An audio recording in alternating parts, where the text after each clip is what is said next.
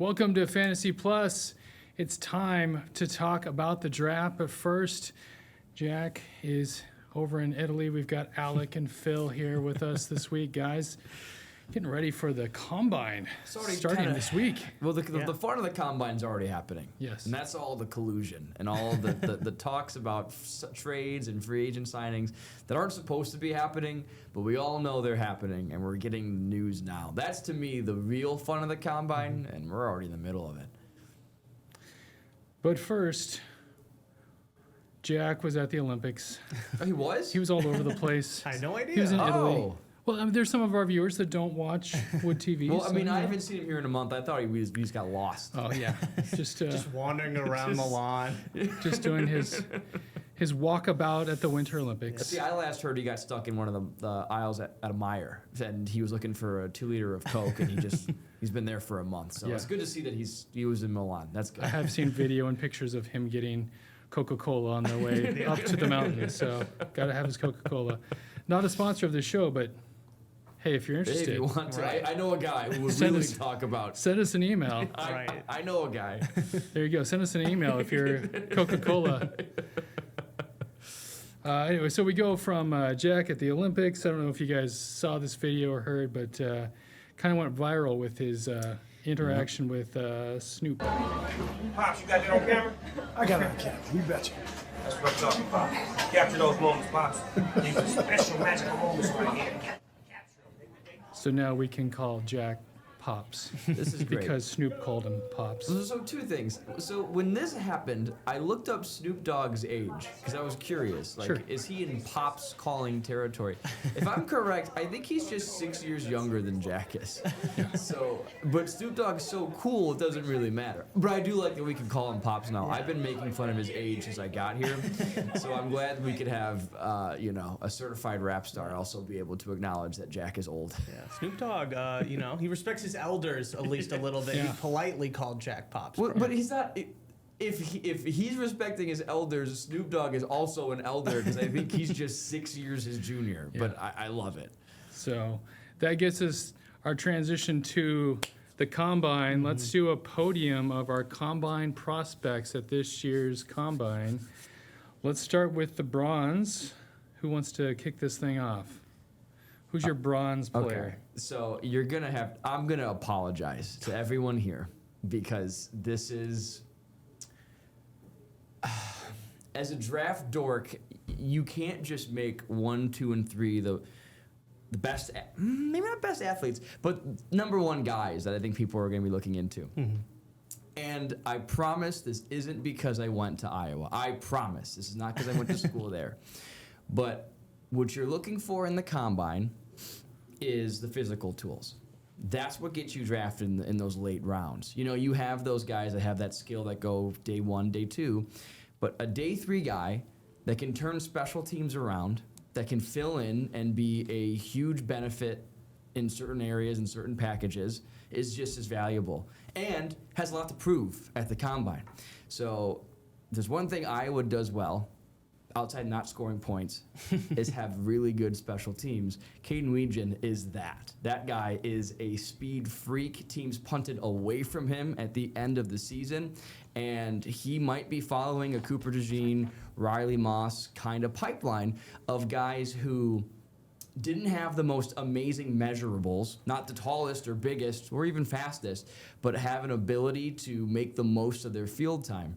I think he'll do well because I think this is the kind of space a guy like that thrives in. So don't be surprised if he wows at a certain drill or gets some buzz for a day 3 guy. I legitimately think he might be a guy that really earns himself a promotion from being in the 6th round to being in the 4th round, maybe even the 3rd round, something like that. I think he has a lot of room to make up coming into the Combine. And I'm sorry, I also want to add just an important warning. I did go to the University of Iowa. I've watched a lot of Iowa football, so there is a little bit of a slant there. But I promise, that's a guy that might be able to turn some heads. So full transparency, Alex. Yeah, I'm not here to lie to you. Yes, I went to school there, and when your team doesn't score a lot of points, you focus on the other things.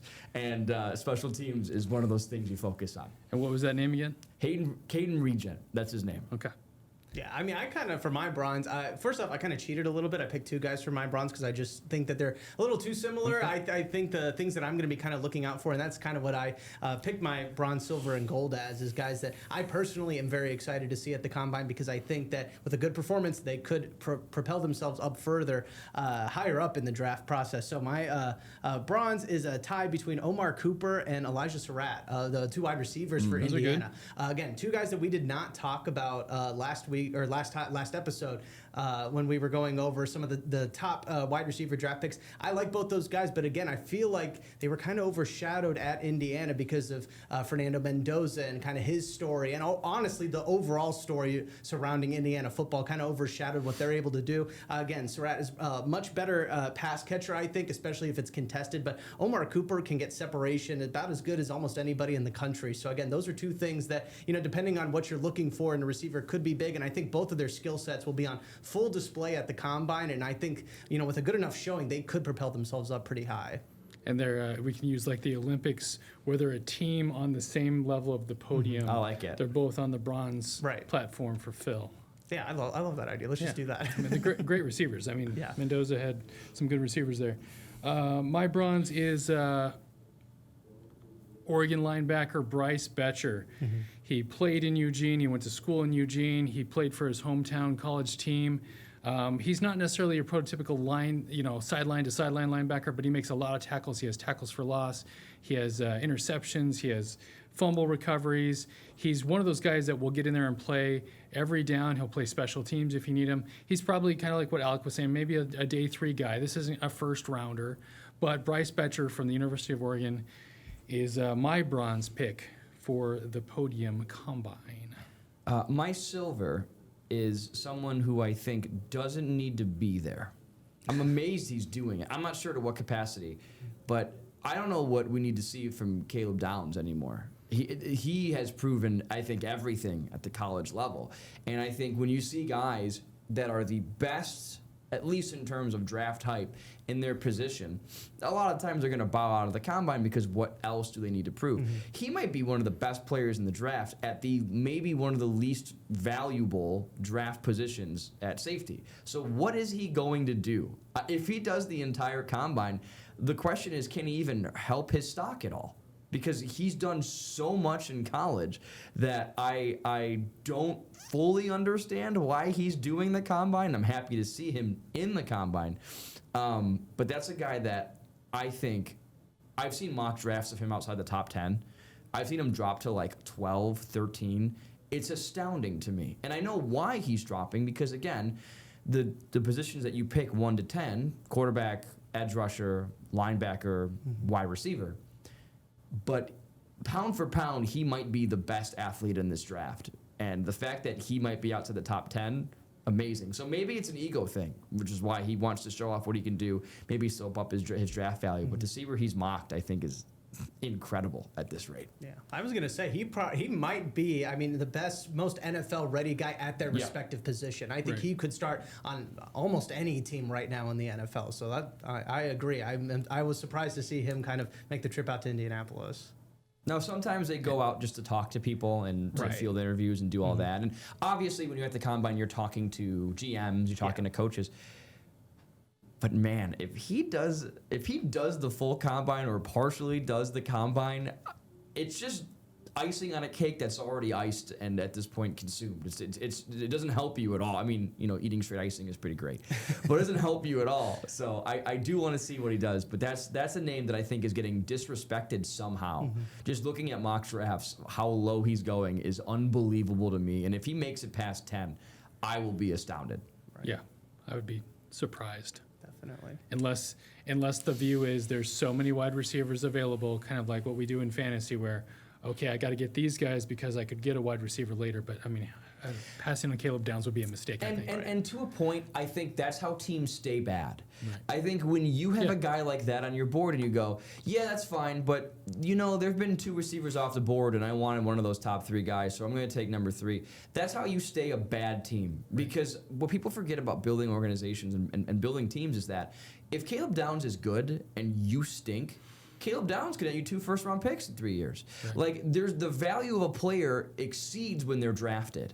And that frustrates me. Seeing mock drafts where there's 2, 3 tackles off the board before he gets drafted, I click out immediately and go to somewhere else because I can't believe it. Yeah. Get those best skill players. Let's go. Absolutely. Phil, you're silver. Yes, my silver, kind of a similar route, a guy that I thought, had a really great year last year in college football, but maybe kind of got overshadowed by some of the storylines surrounding his program and more specifically his quarterback, and that's Eli Stowers out of Vanderbilt. He's 6'4", 235. Just seeing him, I watched a lot of Vanderbilt games last season, and he's bigger than everybody else. But he was the focal point. He was the main pass catcher for Diego Pavia, another guy that will be at the combine. Interested to see how that plays out. But with Stowers, I mean, the defenses knew that this is the guy that they're going to try to get the ball to, and he still had a phenomenal year. Caught a lot of passes, got a lot of yards, a lot of touchdowns. I'm interested to see again what teams are maybe kind of keying in on him, because I think he could be one of those sneaky, maybe late second round, early third round picks that you pick up as a tight end. Maybe even if you've already got another tight end on your roster already, and can kind of sneak in, be that good backup secondary option for a quarterback. I mean, I would love him to maybe team up with Mendoza with my Raiders. That would be pretty lucky for me. Although they already have enough tight ends. They've got but you can never Bowers have too already. many. You got Bowers and Meyer. But everybody Mayer. knows they're throwing it. Hey, to the front GM guy. said they're open for offers. They're soliciting at that number Yeah. 1-1. So Yeah. you never know if that's the move or not. 3 tight end set. There we go. I love that. Goal line. You don't get Ashton Genty on the sideline, you're good. Okay, my silver is free safety Dylan Thieneman from the Oregon Ducks. He is a guy that makes plays. He came over and just solidified the secondary for the Oregon Ducks last year on the road in the playoffs. Not a day one guy, but I like to highlight some players that probably aren't getting all that mock draft buzz out there. Before we get to our gold medal picks, let's take a break, and we'll be back with our gold medal picks for Combine Podium.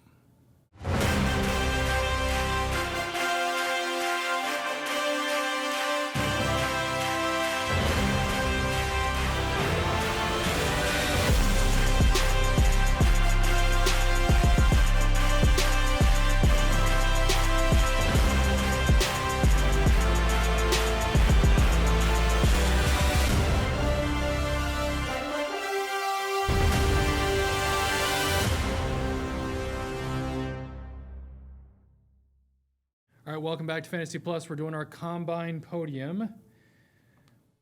There's our buddy Jack over in Italy. Gets us to the podium. We've talked about our gold, our bronze, and our silver so far. Alec, you're up with your gold pick for players at the Combine. The draft is just 2 months away. So my bronze was someone that I think could really make a big jump up. And my silver was someone who I really think could only go down if they do compete, but I really want to see what they can do.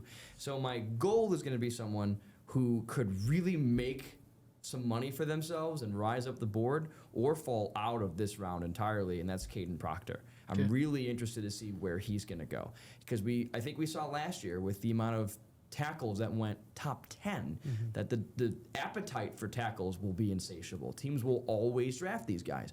Proctor has everything you want in a tackle. He's got the size, he's got everything physically is right there for him, but he's always had that technical limitation at times. He hasn't been the entire polished project you're looking for when you draft in the first round. So you'll often see him mocked somewhere from 15 to 30. Still great.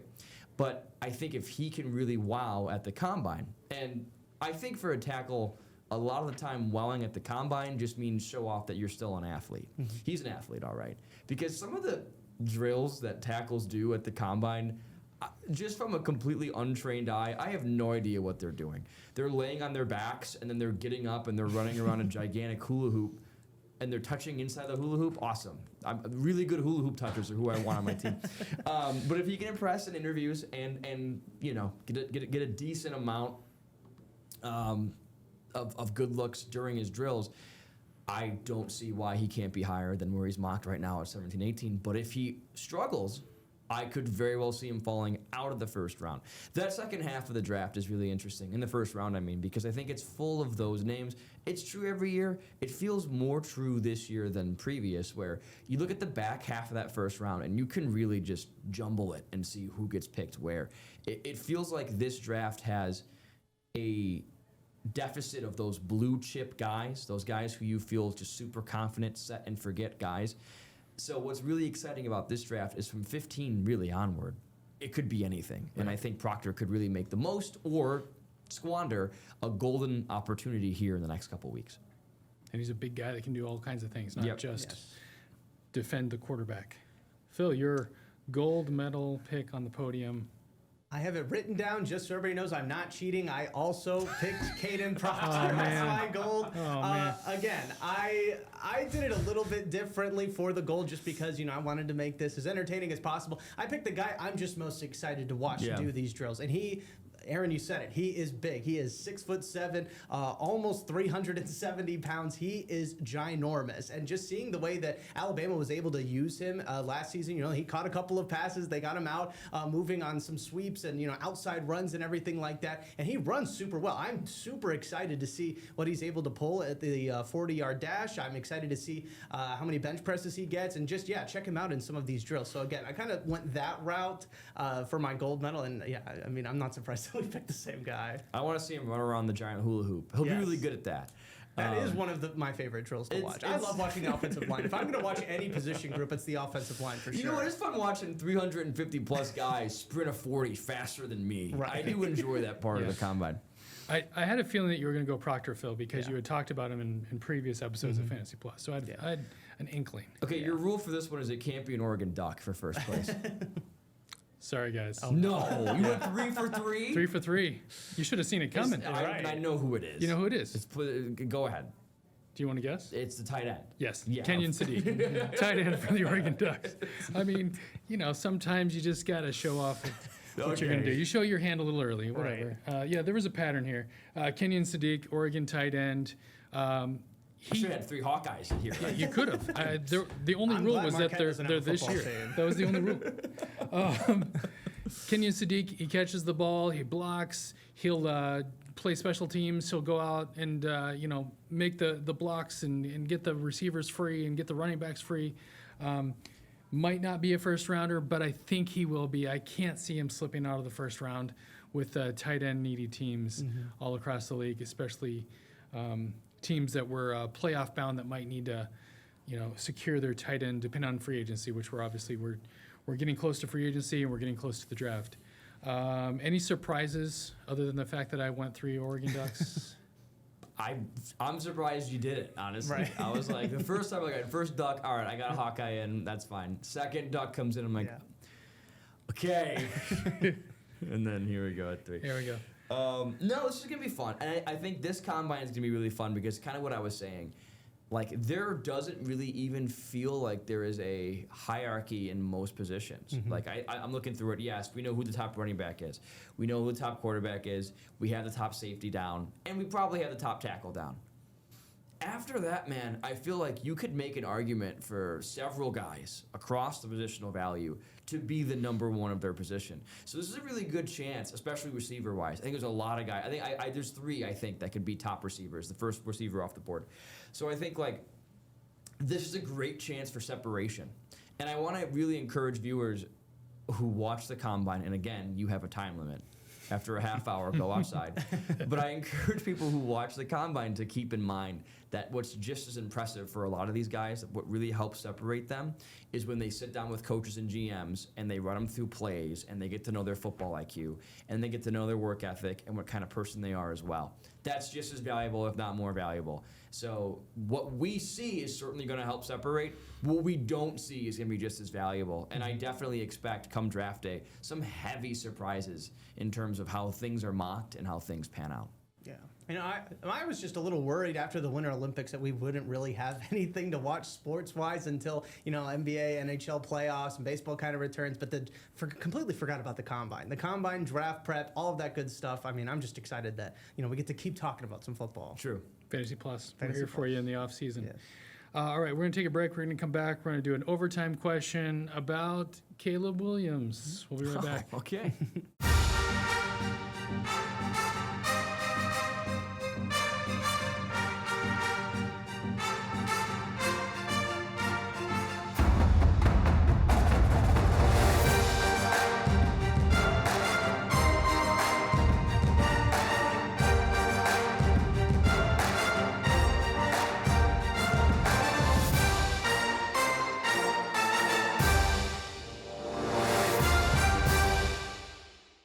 All right, welcome back to Fantasy Plus. If you do have that 30 minutes that Alec will allow you to watch, I will call you if you go over it. the defensive line, linebackers, and kickers are Thursday for the on-field drills. On Friday, it's defensive backs and tight ends. On Saturday, it's quarterbacks, wide receivers, and running backs. So you might need to spend your whole 30 minutes on Saturday. That's a good day. Sunday is offensive linemen. So if you want to watch Proctor, that's Sunday. If you're using your 30 minutes on the kickers, I got nothing to say to you, man. Can you save your 30 minutes on Thursday and do an hour on Friday or Saturday? Are we allowing that? Ooh, Is it 30 minutes a day? Do we allow rollover I'll tell time? you what. If you skip kicker day, then I'll give you an extra half hour for something There we else. go. That's fair. That's All fair. right, we've established those ground rules. Well, let us know what you think. Who you looking forward to at the Combine? Send us a tweet or an X on Fantasy Plus, Fantasy FB Plus It's a post. post. No one says X. I got I know. It's the brand. Send me an X. I'm used to saying tweet. It was tweet. When I joined, it was tweet. It's still a tweet to Okay. me, honestly. All right, or email us fantasyplus@woodtv.com. And a programming note, we're still on the every other week schedule. By our next episode, the Combine will be over. Free agency will be that day, essentially. And then the draft starts April 23rd in Pittsburgh. That's the worst gap, in my opinion, of the offseason. Yeah. Because this all moves so fast, Right. and the draft talk is so much fun. And what really helps is the fact that we hear all these executives and coaches talk, and we get to hear some rumors start swirling around. But because free agency is over in 3 days. You get your tampering window that wasn't supposed to happen, that happened. And then you get your second wave guy, and then your third wave guy who may not make the team. They sign on Friday. And then you have 5 weeks of mock drafts. And as a mock draft guy, that's fine. But after like week 3, people start doing mock drafts to get clicks, and they just start shaking up the mock. I promise you, there will be a Fernando Mendoza is not picked at 1-1 mock draft somewhere because someone in early April is gonna be like, I need some clicks.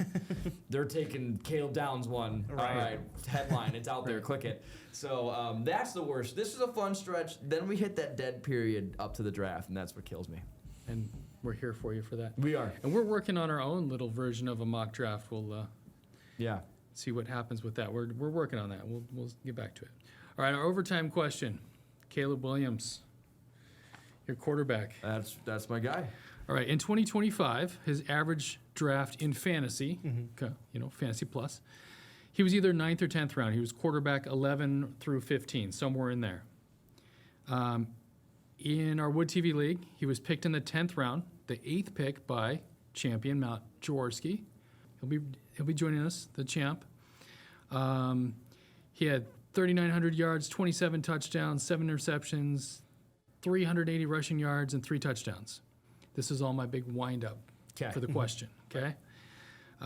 He was quarterback number 6 in fantasy points this year in the Wood TV scoring, averaging 21 points a game.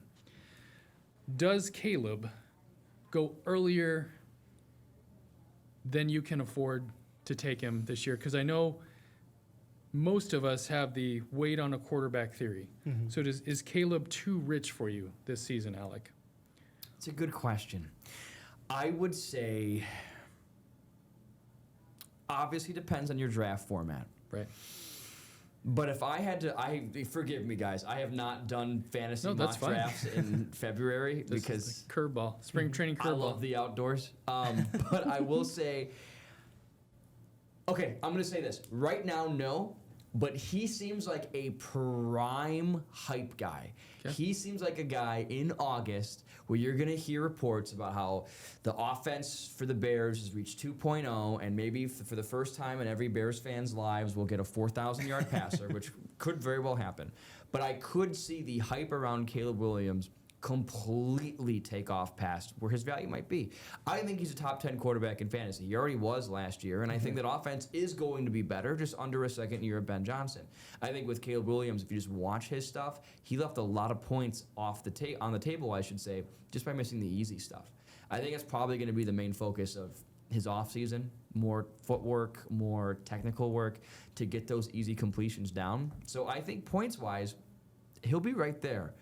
I would say wherever Joe Burrow goes, I feel good about taking Caleb Williams. If that means he'll go in the 5th or 6th, that's fine. 4th is where I start to balk a little bit because I think, man, that still seems too rich, but I have to think about the entire body of fantasy quarterbacks. Think about guys that went 4th last year. Jalen Hurts, you're regretting if you took him at 4th last year. Right. Granted, injuries happen, but Lamar Jackson isn't going to be as mobile as he was 3 years ago, so his value goes down. Obviously, Patrick Mahomes is well out of there. So it's like, obviously, you take Josh Allen maybe in the 2nd round. Could that hype put him at the point where he's a top 4 guy? That's where I don't buy him. I buy him probably the 5th or 6th guy off the board. I feel good about that being in the 4th round. Will that happen? I could see him being hyped up all the way to 3, personally. Yeah, he was QB6 in the Wood TV League. Phil? Yep. Yeah, I mean, I completely agree. I think if he is available when you are comfortable picking a quarterback, you got to think about it at least. I don't think he's going to have as good of a season where you want to completely change up what you normally do or, second guess yourself and just go ahead and take a quarterback. I don't think he's going to have that great of a year. You got to think they won the NFC North, so they're going to have a tougher schedule this time around. That's going to play into it. There's obviously more defenses kind of understanding what Ben Johnson is as a play caller with this Chicago Bears roster. So again, defenses are going to be a little bit more prepared. So you got to think that it wouldn't be crazy for him to maybe have a better year, but you also got to think that there's a very likely possibility that he does kind of regress a little bit, given just what he was able to do this past year. So yeah, I think he is going to finish kind of where he's going to be where he kind of finished last year, that top 6 range. And if he's there and maybe you've got a couple of guys like a Joe Burrow, maybe like a Jalen Hurts, and you're kind of picking between them, I would probably pick him over those 2 options. But again, I'm not jumping up in my draft order and saying, all right, I need a quarterback in the 3rd, 4th, 5th even round. He's a great mid-round pick, and I think he's great because I see Colston Loveland going very early next year. So if you want to stack a tight end quarterback, you can do a lot worse than, say, taking Loveland. He'll probably go 3rd, early round, and then giving it 1 or 2 beats and then picking Caleb. You have to understand that while Caleb Williams is an athlete, he doesn't run all the time. Really, he runs this last year. He runs when he wants to win the football game. Right. When it's the 4th quarter and they're somehow down by 18 and they're going to win this thing, that's when he takes off. But he is very much a pass-first guy. So, your floor isn't nearly as there for if we're talking just being able to bank off him being a runner. But I think you got to think roster construction too. So I think if you take Loveland early, okay, that makes a lot of sense. What makes Caleb good too is there are so many weapons as of this episode airing on that offense. DJ Moore, Rome Odunze, and Luther Burden. You can get all 3 of those guys, I would say, mid to late round. None of those guys are going to be in the top 10, top 15 conversation. So he's a great value in the idea that you can pair him with those weapons, but understand that not all those guys eat every week. So I would say, with all that said, I expect similar numbers this year. Maybe better, maybe a tick worse. I don't see him falling off a cliff, nor do I see him leading the league in passing. So with all of that said, I would say he is maybe number 5 off the board, and I feel okay with him no higher than 4. And even at 4, I'm a bit squeamish. I kind of like him in the 5th round and beyond if I'm drafting Caleb Williams. So top of tier 2? Yeah. Is what you're thinking? That's a good way to put it. All right. We'll see. Obviously, fantasy drafts are a long ways away, but we like to think about it. Sure. It's the middle of the season. Why not, right? All right. Well, thanks for joining us, Alec, Phil. Thanks, as always, for filling in and keeping the fort while Jack Doles is off in Italy and wherever he is on his way back from schmoozing with all the athletes and Mike Tirico and everyone else. We appreciate you watching, whether you're watching on Wood TV Plus or YouTube or however you're finding us. We appreciate you watching. We'll see you for our next episode. We'll be looking forward to it. We got a mock draft in the works. I can't wait. We'll see you. Thanks for watching.